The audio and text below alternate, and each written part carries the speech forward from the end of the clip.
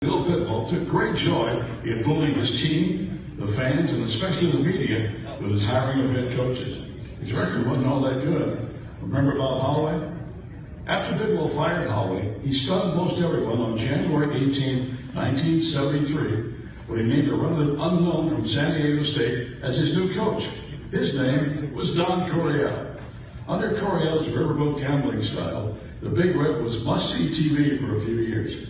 There were a lot of elements of that team that won more games over a 3-year period than any team in the NFL. But one key player was Tarik Metcalf. Terry left pulled groins and hamstrings all over the field from opposing defenses who tried to stop this guy. He returned kicks, he caught passes, and of course he ran around and through opponents as an incredibly elusive running back. He played 5 seasons here with the Big Red, 1 for Washington, and 3 seasons in the Canadian Football League. In his 6 NFL seasons, he had 3,500 rushing yards, about 2,500 receiving yards, 936 punt return yards, and over 3,000 kick return yards. He hit pay dirt 36 times in the end zone. He was an all-purpose weapon. In the 14-game 1975 season, he set a then NFL record for combined yards with 2,462. That feat has since been broken in the 16-game era. Terry did it in 14 games. Terry was the first player in NFL history to average at least 30 yards on kick returns and 10 yards on punt returns in the same season. He also holds a record for the most games with over 250 all-purpose yards. Talking about must-see TV, the guy from Long Beach State was that. He brought the crowd at Old Bush Stadium to its feet when he had the football. We're delighted to have him return to St. Louis, an honor to induct Tarik Metcalf to the St. Louis Sports Hall of Fame.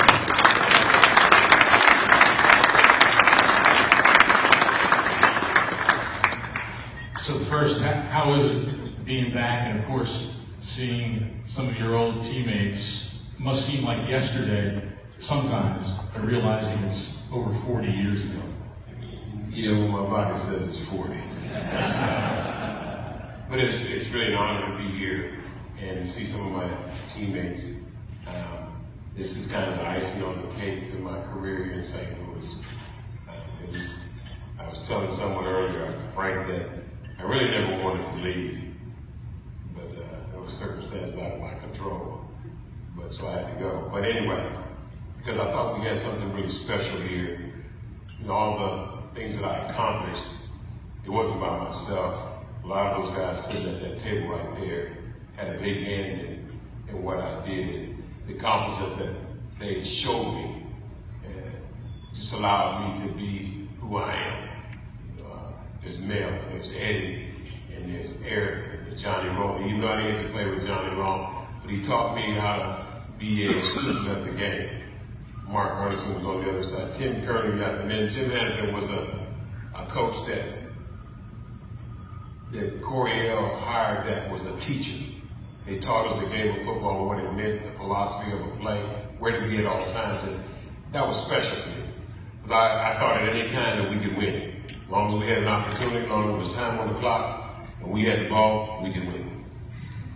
There were a lot of great seasons, but that 75 year that in the tape we talked about set the record for all-purpose yards. That season is still 9th best of all time. And in addition to that, you rushed for 816 yards.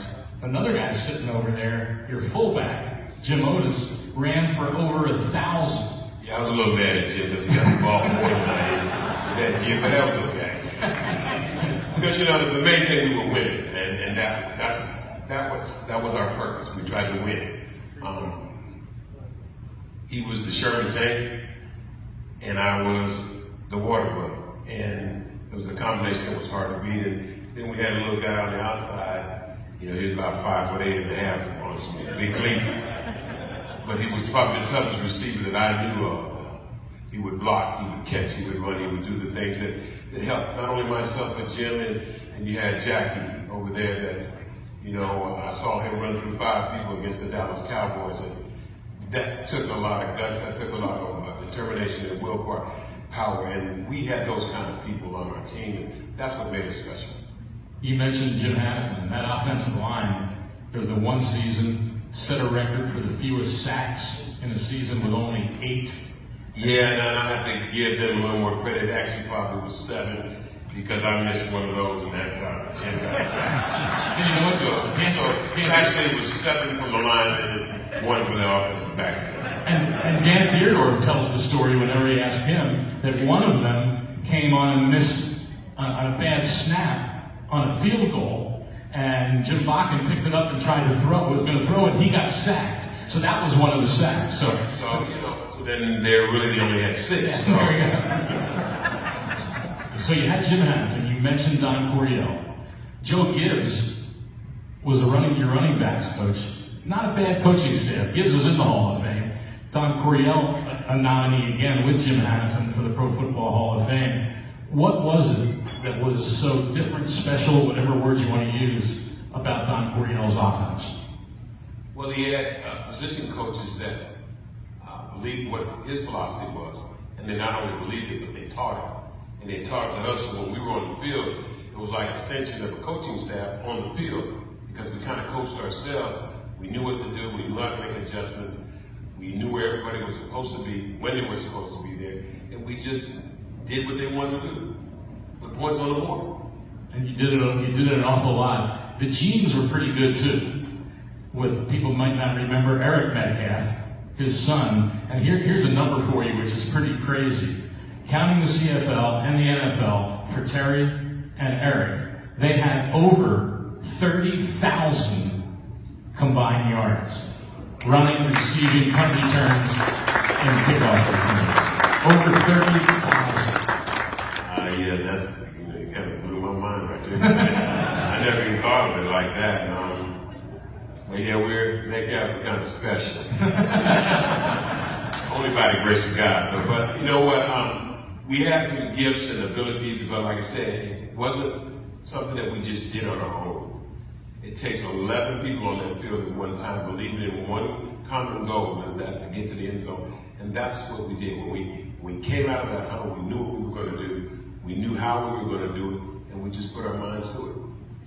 I do have to ask you, and I'm sure I'll ask Bob also in a moment, your thoughts on the state of the game today, the difference, obviously, of all this talk about health and safety, and you don't even know how to tackle quarterbacks anymore. What's your thoughts as you watch the game? Well, I appreciate the safety.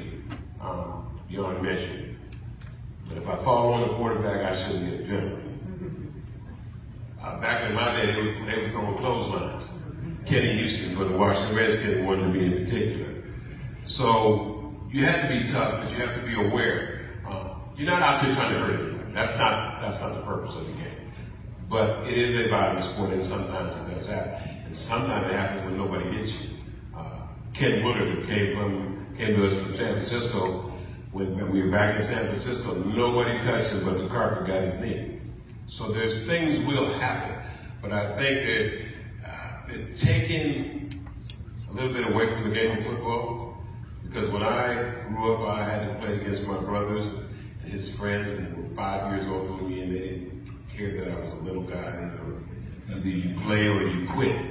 So I learned way back then how to avoid people and at all costs. And because you seen I jumped over people, I'd rather hit the turf than hit 260 pounds coming full steam. It didn't make sense to me. That's like running into a brick wall. I couldn't do that one. So, but I think it's a little overkill. We got to watch for safety. And then and I think the biggest thing, I've been a coach for 25 years in high school myself, we got to start teaching it at the lower level. See, they're trying to do all this at one time, and these guys have not been trained that way. So you're asking them to do something that's unnatural to them.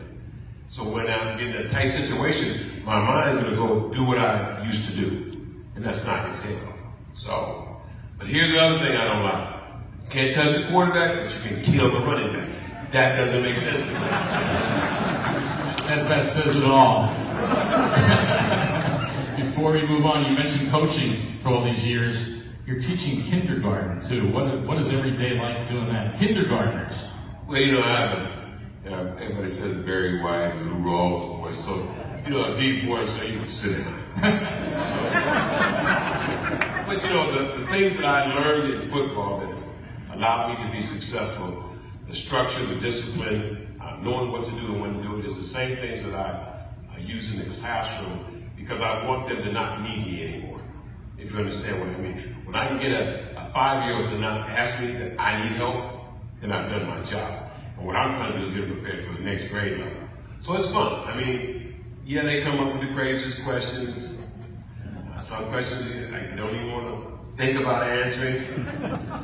But when they bring it up, you have to deal with it, because we're in an era now where kids are exposed to so many different things, and too many things at such a young age. So you got to kind of decipher it, you got to kind of guide them, and you got to kind of direct them. And I'm also associate pastor, so I have to put in the Word of God in there so that they understand what's right and what's wrong, and then they have to make a decision after that.